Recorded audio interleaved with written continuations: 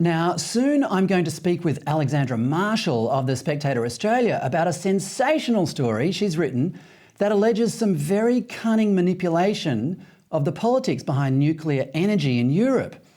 But first, let me explain some of the background. About 20 years ago in Germany, under Chancellor Angela Merkel, it was announced that the country would phase out nuclear energy. In 2017, the government announced the completion was imminent and the last of the plants would be shut down within 5 years. The operators of these plants were not thrilled with this political disruption to their perfectly functional industry, and one of them sued the government, seeking damages which dragged through the courts for a few years. Then the Parliament changed its mind and reversed the decision in 2022, breathing temporary life back into what remained of the nuclear industry. Similar inconsistencies were happening all over Europe, especially in Italy, which foolishly shut down all its nuclear energy. Does this sound familiar? At the same time, various Australian governments were also meddling in the energy industry. What is it about politicians and energy these days? Do they see these massive industrial citadels generating the very lifeblood of a modern economy and somehow think they represent the source of immortal power? Did I say immortal? That's the interesting word Alvin Weinberg used to describe nuclear energy, the industry for which many people consider him to be the father and figurehead. We'll get back to Weinberg later.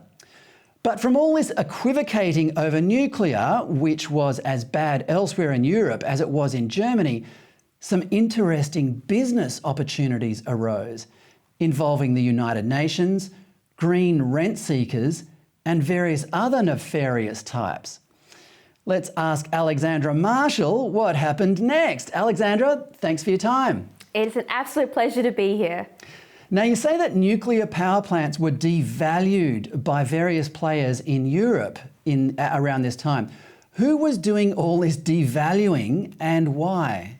Okay, so originally in Europe, nuclear power was seen as a positive thing. It was popular, it was being installed in dozens of countries, and it was providing a green grid and a reliable source of reasonably cheap energy for most of Europe, which they desperately needed because they rely otherwise on Russian oil and gas.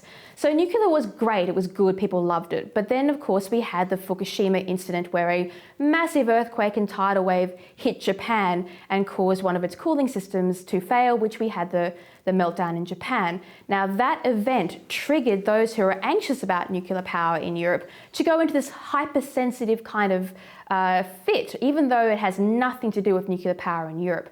Now, they used this event to start spinning emotional responses to nuclear, and in response, the governments of the day, particularly Germany, as you mentioned, started to pass legislation to begin the shutdown of the nuclear industry. Now, this, of course, started to devalue nuclear power, because if you've got a government saying we're going to end this in 2030 and 2023, well, then, of course, no one's going to invest in nuclear energy. So the assets of nuclear power started to become less valuable, and people started selling out of the industry or suing Germany, which is the case. And places like Italy went the whole way. They banned nuclear power and decommissioned their plants. Now, once that happens, you end up with these plants sitting everywhere, which are an asset, in the process of closing, but not quite closed. Now, that's what happened in Europe. There was no reason for it, but it created this energy market gap. Similar to Australia, really.